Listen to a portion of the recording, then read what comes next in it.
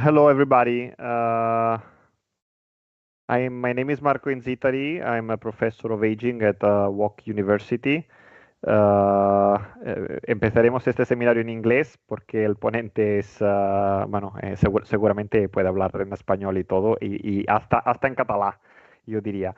But for respect, he's connecting from the WHO. I will introduce you to Matteo Cesari, Professor Matteo Cesari, right now. I'm seeing that more people are getting into the link. So I'm very glad to be here and to introduce the third cycle of seminars on aging, so el tercer cicle de seminari d'envelliment de la WOC. I think, Ferran, we can launch my slide, maybe, if it's possible. Si tens la meva diapositiva. So, WOC University has a very strong interest on aging, and in fact, this cycle of seminars, as the first two cycles of seminars, is co-organized and is a cross-sectional activity between the faculties of health sciences, psychology, and communication.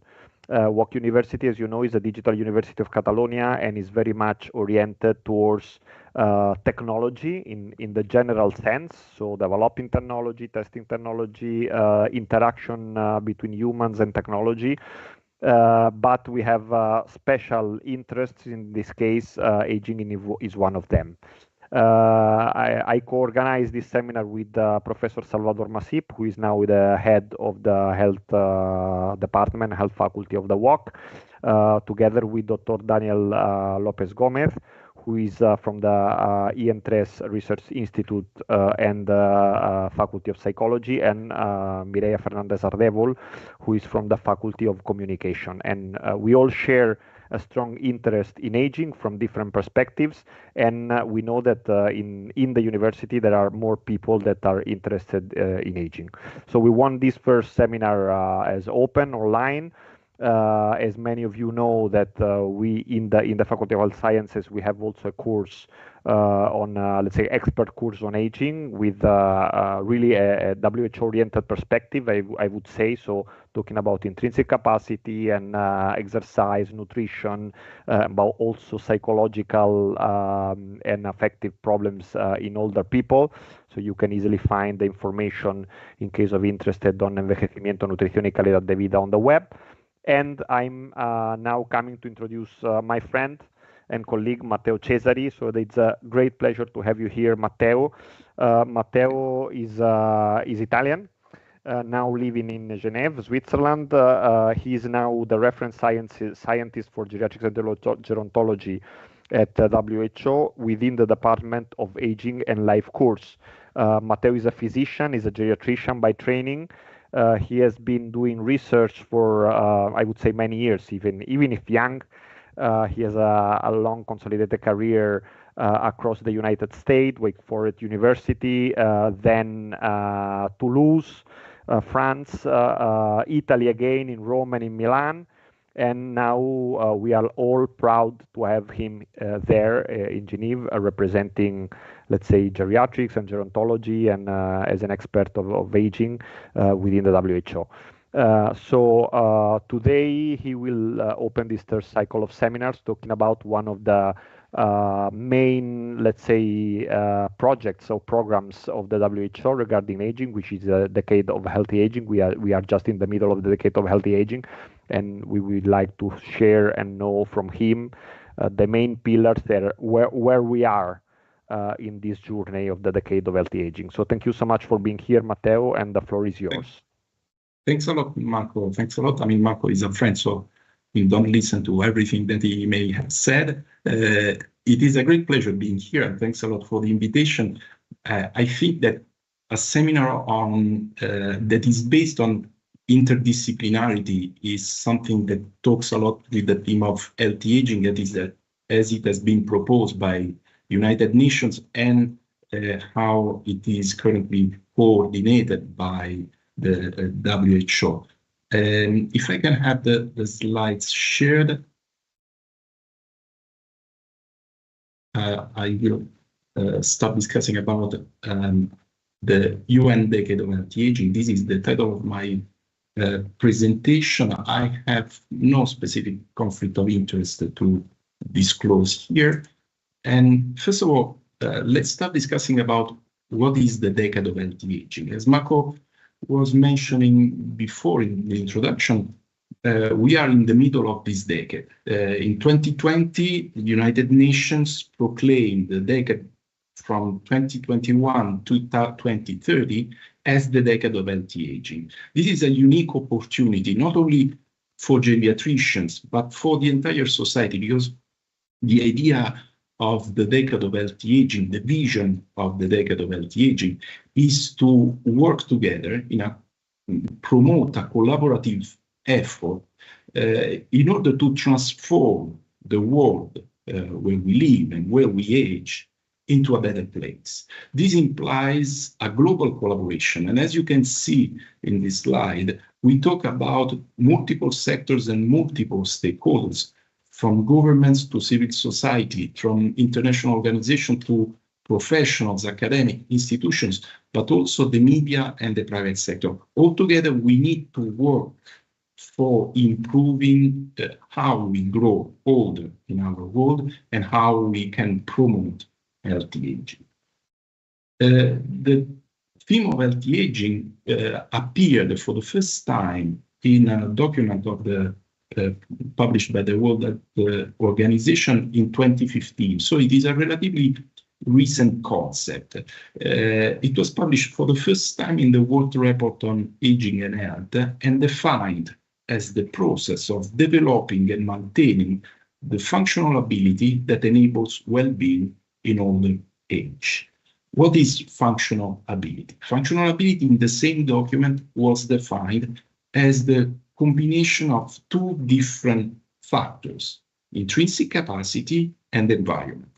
Functional ability is determined by the combination of these two factors and their interactions. Now, what is intrinsic capacity? Intrinsic capacity is the composite of all the physical and mental capacities of the individual. The environment, of course, is everything outside, is the extrinsic world. In easier terms, I could say that intrinsic capacity represents the composite of all the capacities, all the functions, the biological reserves that we have under our skins. These capacities, by interacting with the environment surrounding us, give us the opportunity to reach our goals, our functional abilities, what really gives dignity and value to our lives. And these are the critical concepts around the theme of healthy aging.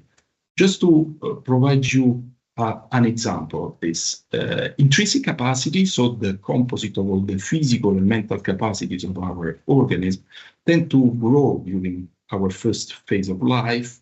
There is a plateau, and then during the second part of our life, in our endo-adulthood and later in life, there is a decline. Our capacities, our organisms tend to accumulate deficits and to not being able to respond as usual. There is another line, another trajectory in this framework, the functional ability, our expectations, our goal, what is really meaningful for us. And as you can see, this line, the functional abilities, our capacity to work at our best, tend to remain relatively stable over life, across life. I mean, our objective goals do not really change a lot. We want to remain mobile, we want to contribute to the society, we want to grow and learn and be able to take decisions. The gap between the red and the blue line is representing the environment. I give you an example. I like to read, and through the reading, I improve my quality of life, and I improve my knowledge, potentially being in the position of better contributing to the society as a whole. If my vision is declining with aging, so I'm losing the vision capacity, then I may not be able to function at my best for my well-being, but also for the benefits of the society. If I live in a positive environment, I would say an age-friendly environment, able to compensate my impairment, then I will be able to correct my vision impairment, for example, by having access to an ophthalmologist, by having access to eye care, eventually getting the vision aid that I may need. And by correcting this impairment, I will be able to restore my intrinsic capacity and be able to reach my optimum functional ability. Differently, if I live in a hostile environment and I have access to care that is precluded, I may not have the financial means for receiving proper care, not the social support that I need, then the environment becomes the barrier, increasing the gap between my capacities and my abilities. Which is the aim in the WHO framework for healthy aging. The aim is to improve the capacities of the individual, so working on the residual reserves of the persons, on the positive aspects of the biology, not on the deficits, but on the reserves, in order to increase the level of the red line, push it forward closer to the functional ability, and potentially set higher expectations, our other higher outcomes for the benefit of the individual, but also for the benefit of the society. Of course, I mean, the issue of aging is a global issue. This is the reason why the WHO and the UN are working in this decade of healthy aging. And the global aging is also accompanied not also in quantitative terms, but also in qualitative terms. There is no typical older person. Every older person is different from another. Everyone has a lifelong experience shaping and modeling the way in which the trajectory of aging is designed. There are different needs, different resources, different contexts, for which also the priorities and the values, the social cultural background may play an important role in defining what they need, what they is really meaningful for them. And we need, in order to improve healthy aging, to take into account such heterogeneity. I have now a video. I hope it will work.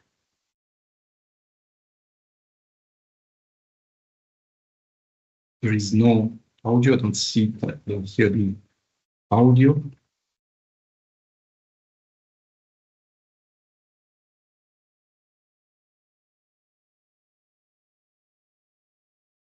However, talking over the video, this is the video that was presented when the decade of healthy aging was launched a few years ago.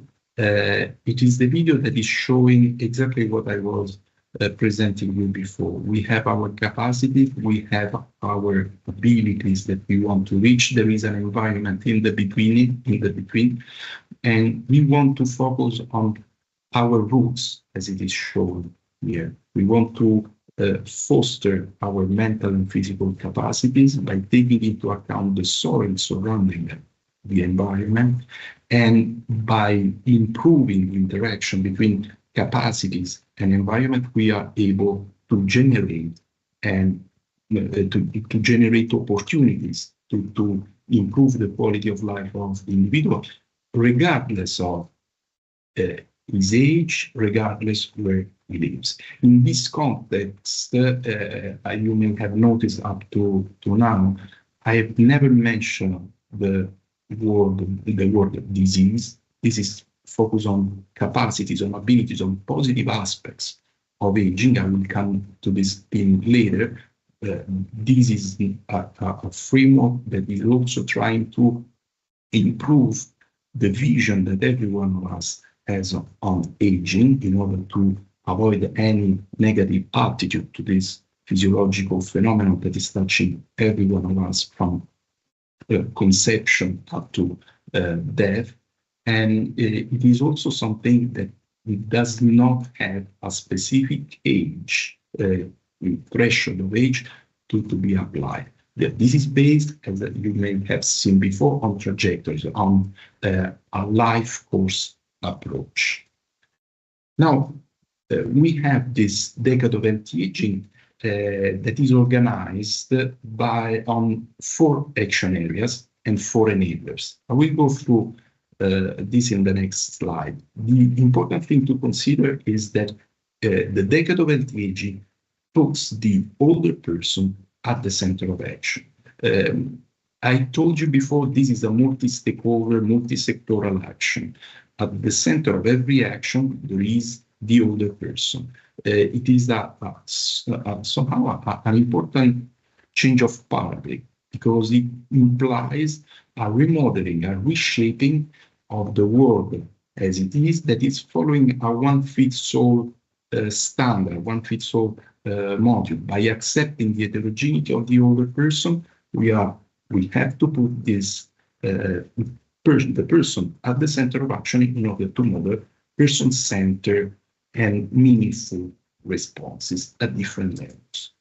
So I mentioned 4 action areas. The first action area is the combating ageism.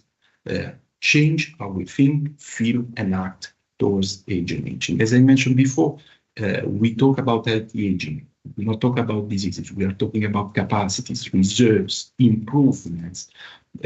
So the first thing is to provide a new vision to the physiological phenomenon in aging. And not surprisingly, one of the first documents that the WHO has published under this framework of the decade of healthy aging is a global report on aging.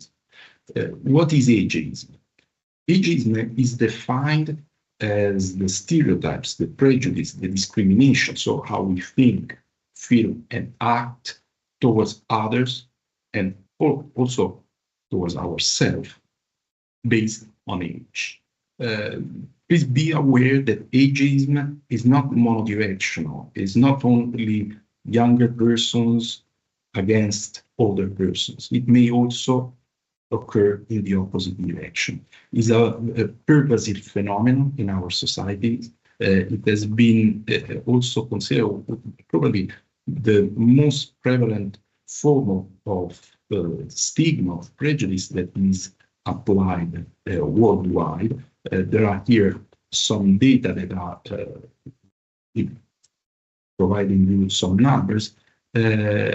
The important thing is to consider the different levels of ageism. We have an institutional ageism, we have an interpersonal ageism, we have a self-directed ageism. And of course, across these different types of ageism, different actions will be required to tackle this problem from our society.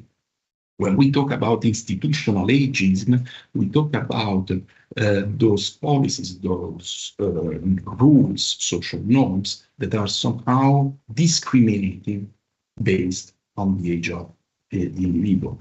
There is interpersonal ageism, the issue that is affecting the interactions between the 2 or more individuals. And there is a self-directed aging.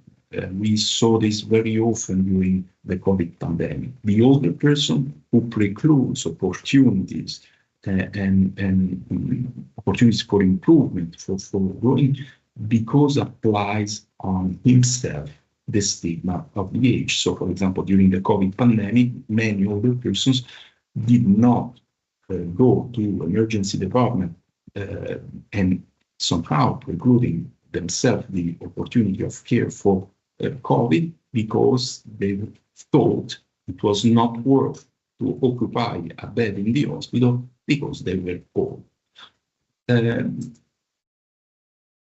How we tackle ageism, the global report on ageism pushes on three different aspects, three different interventions to put in place. And as you can see, these are interventions that can be applied at different levels. Again, the multi-sectoral, multi-stakeholder meaning of the connotation of the decade of aging. We need to work on policy, on laws, on how to improve human rights laws and how to fight against discrimination and inequalities. We need to educate, improve knowledge since the very beginning, since childhood, in order to reduce the stigma brought by ageism. And we need to facilitate intergenerational exchanges. We need to make the world more inclusive and comprehensive. The second action area is about age-friendly environment. Now, as you can see, we are moving from something related to the communication, the interaction from persons to something that is very broad. Here, in my next slide, I will more focus on the age-friendly environment in the clinical setting. But this is really a vast topic, because to improve anti-aging, one the final mission of the decade of anti-aging, we need to ensure that communities foster the abilities of other people, not only in the clinical setting, but in their daily life, in the places where they live and age. This includes the house, as well as the street, as well as the buildings where they may live. This is one of the first documents that was published by the World Health Organization on age-friendly environment. It is a guide made for policymakers to start measuring how much cities are age-friendly. These are some standards that may support the identification of issues, the quantification of the barriers that may be present in a certain environment to older persons, and at the same time may start providing the foundations for monitoring the improvement changes, the positive changes that we expect to obtain during the interactions, the exchanges, the dynamics fostered by the decade of anti-aging. Of course, the clinical setting, I have a clinical background, is important here. Very often we find clinical settings that paradoxically are not designed to provide proper care to the persons. There is the so-called, for example, iatrogenic disability.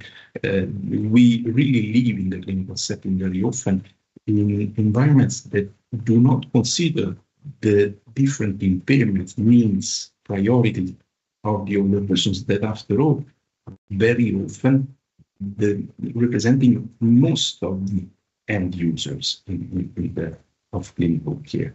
We need to work especially on the primary healthcare level, because if we want to implement a preventive strategy, trying to promote, for example, aging in place, trying to be as much as possible person-centered, we need to strengthen the primary healthcare setting, because this is the cornerstone of every robust healthcare system, is the ideal places for providing preventive strategies and for allowing the older person to have easy access to care.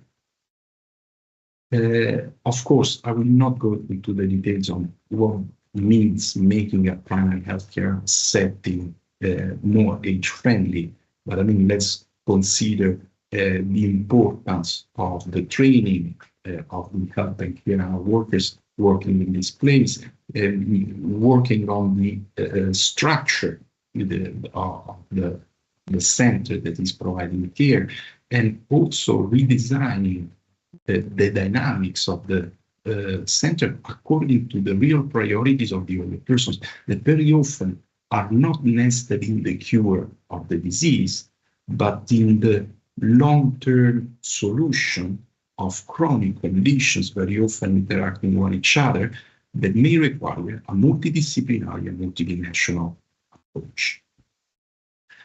Another action area, the third one, is focus on integrated care. To improve healthy aging, we need to deliver person-centered integrated care and primary health services responsive to older persons.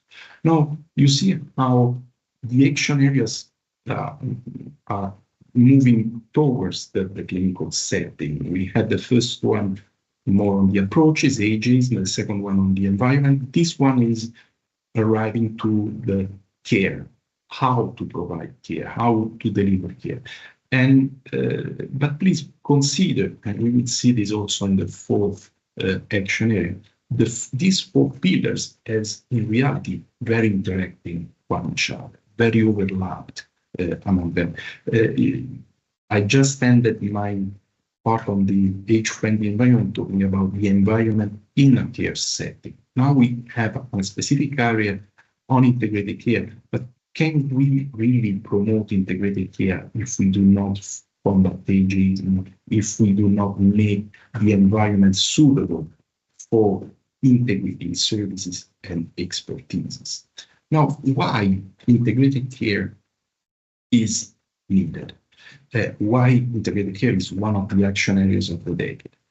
Maybe for four different reasons. First of all, older persons are frequently faced by fragmented services. The fragmentation of care is one of the major issues of older persons. This means that health and care workers do not talk to each other. The primary healthcare physician do not know what the specialist is doing, and vice versa. There is no communication even within the same unit, and this is disrupting the care for the older person that needs to be based on a continuum of care in order to become more responsive to the evolution of the needs, and also allow preventive strategies before the hard outcomes or the negative events of older persons may occur.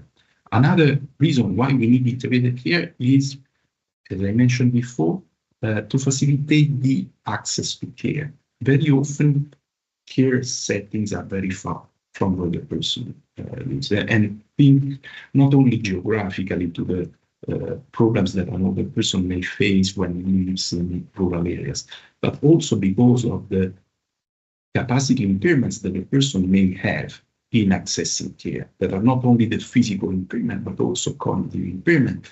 There may be problems in the understanding of what to do because of sensory impairments. We need to integrate care, bringing closer to the persons, also to put all the health and care workers around the table to discuss the case of the older person in order to combat the pervasive ageism that also exists in the clinical setting. And then a fourth reason for why we need integrated care is the multidimensional multidimensional nature of the needs of the older person that are not required, the needs that do not require very often a monodimensional approach, but a multidisciplinary, comprehensive, holistic way of acting. And unfortunately, the literature, the medical literature, does not talk about capacities, about abilities, does not provide solutions for these very complex dimensions. In the medical literature, we find interventions for diseases, very monodimensional. And this may imply, first of all, that the medical literature is not often responsive to the real needs of the older persons. And at the same time, the need from this side, when we go into practice, the need to create some multidimensional interventions that may talk to the specific needs and benefiting from the synergies that multiple domains reactivated may have on the overall health status of the person. As I mentioned before, in this integrated care of action area, the primary health care is at the basis of the network. Everything occurs at the primary health care in order to be more responsive to the needs of the individual and promoting aging in place. It's also a matter of supporting the universal health coverage and also to support the sustainability of the system. In this process of integrating care for older persons, the WHO published in 2017 some guidelines, specific guidelines on how to manage the decline in the intrinsic capacity in older persons living in the community. These guidelines are providing easy interventions that can be put in place already at the primary healthcare level, also by supporting caregivers and self-empowerment of the individual, are interventions that are focused on the key domains, the key capacities that are constituting in the intrinsic capacity construct, the cognitive domain, physical, the locomotor domain, the sensory domain composed by hearing and vision, the so-called psychological domain, and the so-called vitality domain, which represent the metabolic capacity of the individual that is clinically manifested by the nutritional status. In these guidelines, there are interventions touching the impairments that the older person may present for each of these intrinsic capacity domains. After having proposed the interventions for tackling impairments at the person level, the WHO also published a document guiding system and service managers on how to implement integrated care for older persons. So we want to integrate expertises, we want to promote multidisciplinarity by also especially having a strong primary healthcare sector. To do this, we need to work at different levels. We can improve the care provided by healthcare workers to the patient. We can improve their approach. But we also need to work at the so-called meso and macro level. We need to work on the organization of the service, and we need to work at the macro level, so the system level, that is the level of policies, of laws, norms. So it is, again, a multi-sectoral, multi-level approach on how to improve care for healthy aging. At the macro level, the WHO has published this handbook in 2019, a handbook that is currently under revision. There will be a second edition that will be probably published by the end of this year or beginning of the next one. And again, we have the 6 domains of intrinsic capacity represented at the bottom of the slide. And in this handbook, there is also a screening tool for identifying the impairments for each of these domains. Please do not consider the screening tool as something that is just to be administered to the person.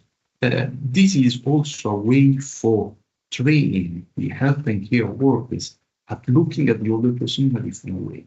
If we were used to look at the diseases at the age of the individual, now we do not look to age and diseases at the first contact with the older person. We start talking about his cognition. We start checking his mobility, the malnutrition, the vision impairment, the hearing loss, the depressive symptoms.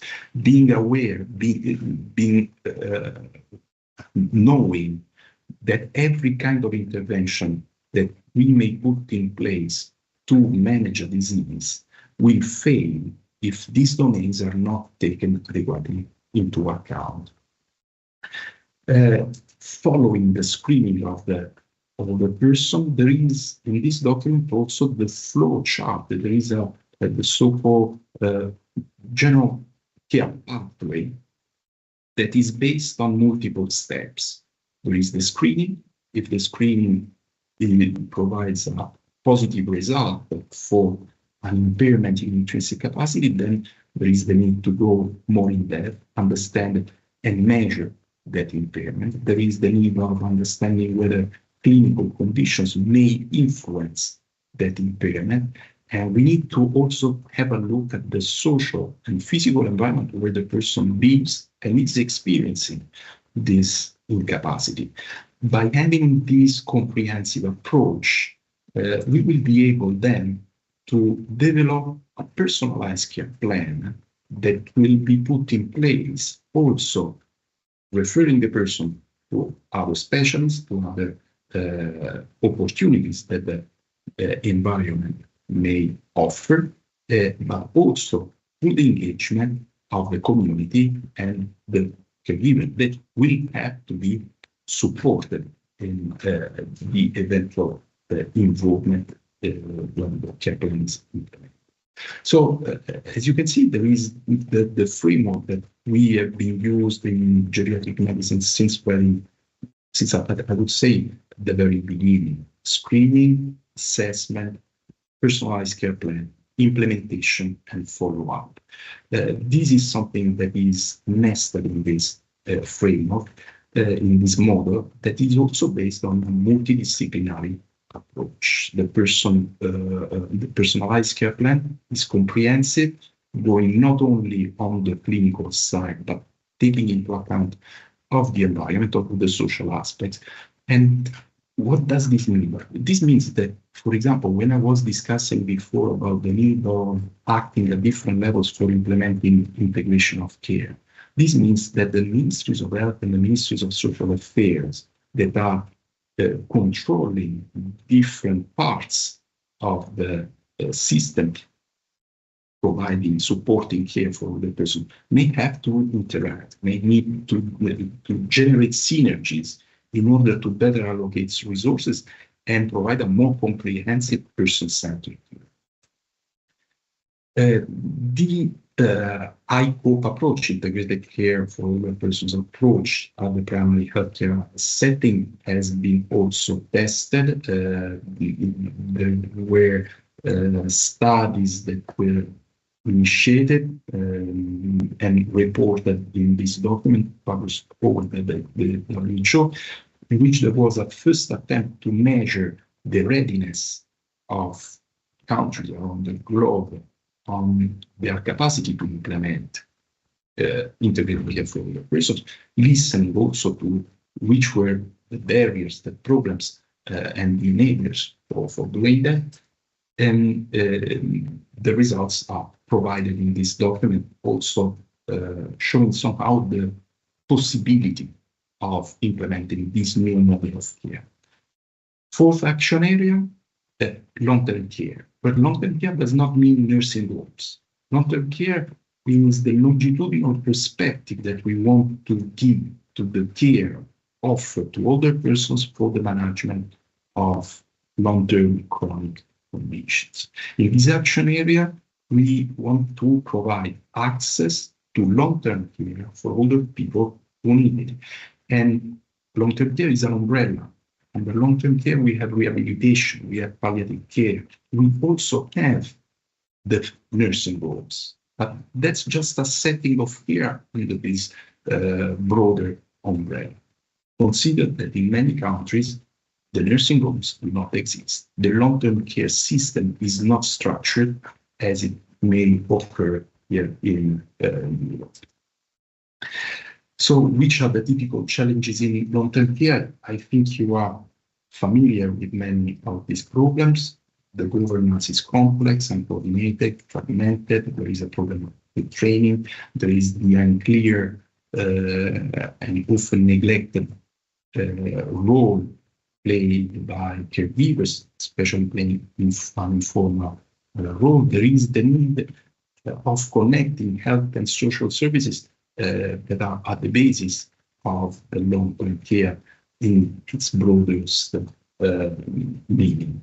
And the vision of the WHO is to try to work on something that is person-centered, that gives dignity and autonomy to the older person. Again, we are not talking about diseases, we are talking about capacities, about abilities. We want to integrate a continuum of care. So in the previous action where we integrate services, we foster multidisciplinary, we try to have the most comprehensive evaluation of the individual to personalize care, but then we need to follow the personalized care plan into this continuum of care determined by the long-term care action area.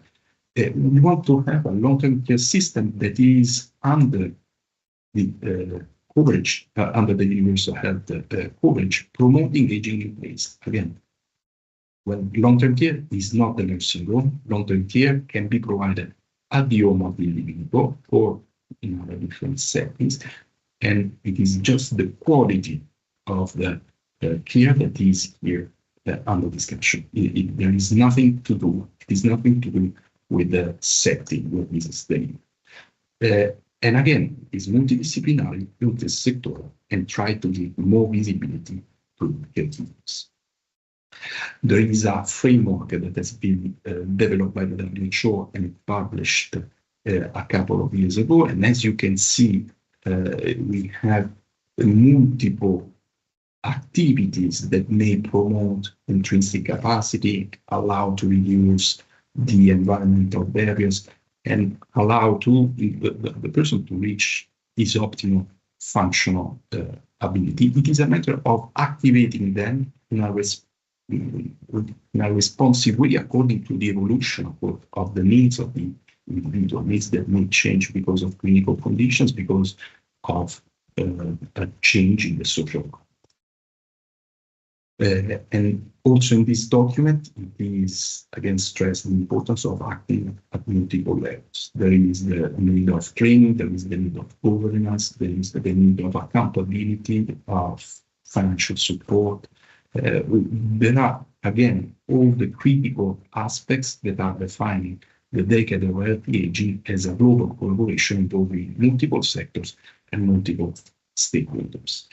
This is the slide presenting the four enablers I was mentioning before. The decade of healthy aging is based on 4 action areas, but there are also 4 enablers. We need to listen the voice of the older persons and their friends. I mean, the voice and meaningful engagement of older persons is critical if we want to develop a system that is person-centered.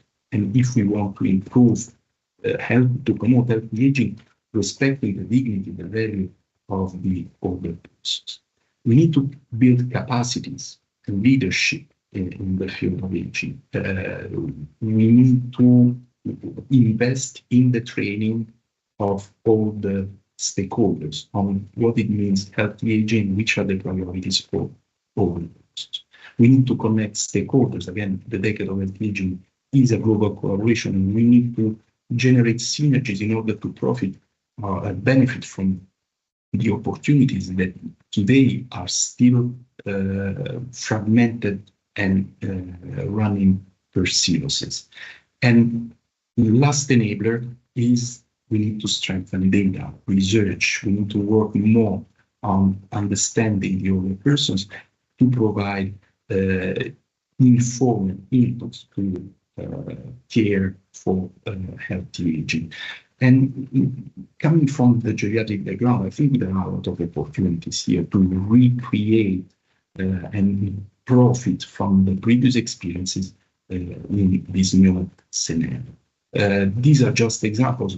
In different areas of the world, there are activities of training for improving the approach of the health and care workers and the primary health care to the older person. The WHO is investing on trying to promote this shift in the care that is delivered close to where the person lives, independently of the environment. I'm showing you 2 examples of 2 recent trainings that we have conducted, Kuwait and Botswana, 2 very different countries. The meaning for showing you these slides is that the WHO is providing a global standard. a model that is talking to everywhere in the world. But then this global standard has to be adapted to the local context.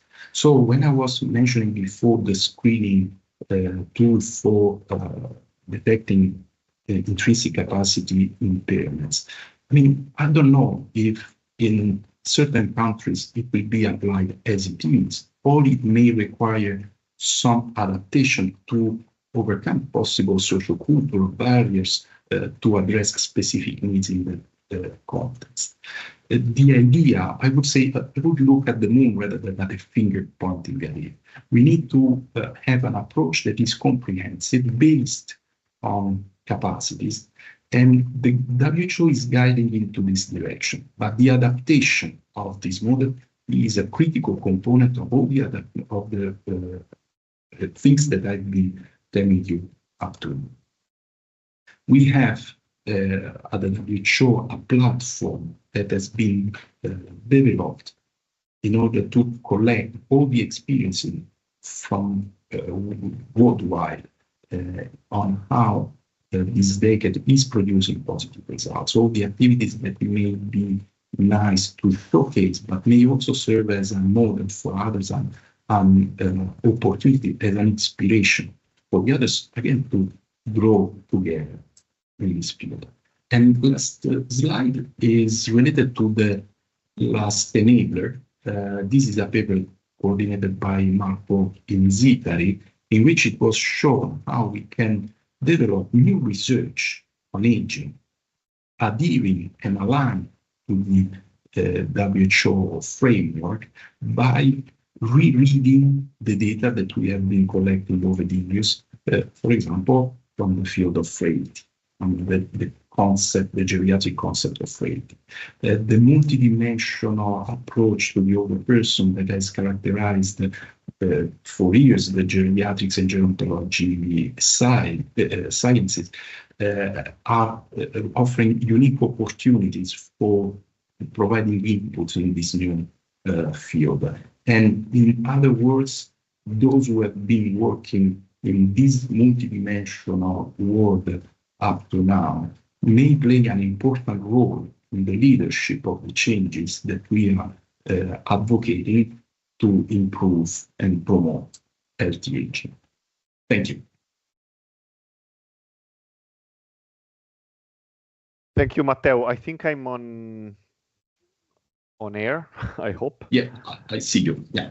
Okay, you see me, but I don't know if they can see me. From the YouTube website, Ferran, I don't think they can see me. Maybe they will at some point. They can see. Okay, thank you so much. Matteo, thank you so much. It was a very comprehensive lecture. I don't see questions from the audience, but I have a couple of quick questions, so we don't have much time left. One question is related. I think there is a thread that links many of the main areas and enablers of the decade, which is somehow the voice and participation of older people, because this is related to ageism, so to combating ageism, to connecting agents and stakeholders, and to shape better solution and contextualize better solution for the care of older people.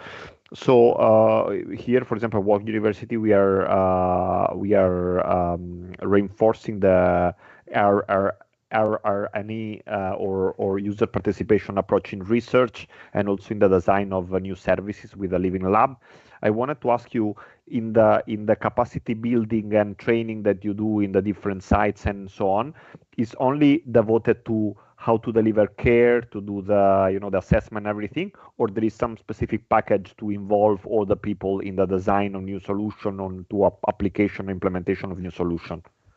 Because we are not very much trained, neither in Europe or in Western countries, to involve the person in the co-design and so on.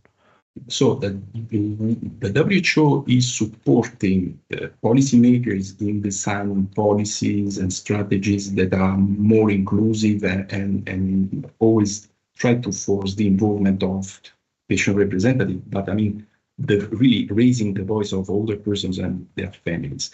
In the training programs that I showed you before are largely devoted to health and care workers at the primary healthcare setting. Nevertheless, besides of training them on how to provide care to older persons, most of the training is focused on adapting the global standard of integrated care to the local context. And in this adaptation phase, a critical role is played by the older persons who are involved in the training program, who may indicate what is more feasible, what is more acceptable, sustainable also over time, so that they are involved in this translation from the theory into practice.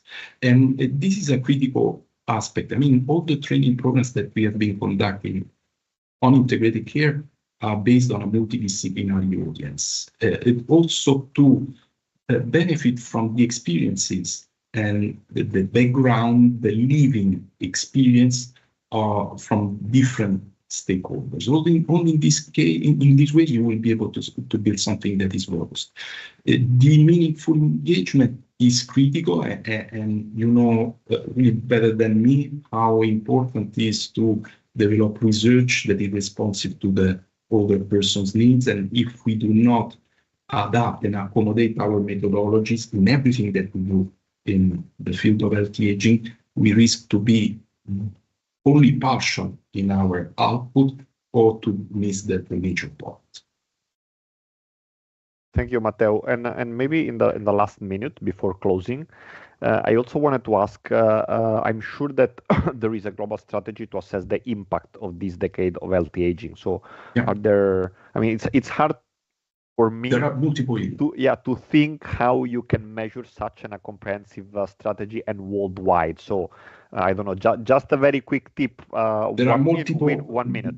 There are multiple indicators that have been developed. Unfortunately, for monitoring the health of populations, there are not many indicators specific for older persons. They are very disease-oriented, and very often older person needs are neglected from the indicators. But one of the work that the WHO is conducting is to provide indicators representing the input, the investment that each country is doing in this healthy aging. There are indicators for the outputs, so the result of the input, and short, medium, and term outcomes. This is the way in which, for example, the indicator for the action area 3 are modeled. Thank you so much. So we are right on time, 5:30. I hope that the audience, we have been oscillating, but we had at some point some good numbers of attendees. Enjoyed the seminar. So Matteo, thank you so much again. It's always a pleasure to learn from you. And for everyone, please stay tuned. We will have two or three more seminars along the year, and we will disseminate the new events. So thank you so much, and see you soon. Thank you, Marco. Thank you, everyone. Thank you. Bye bye.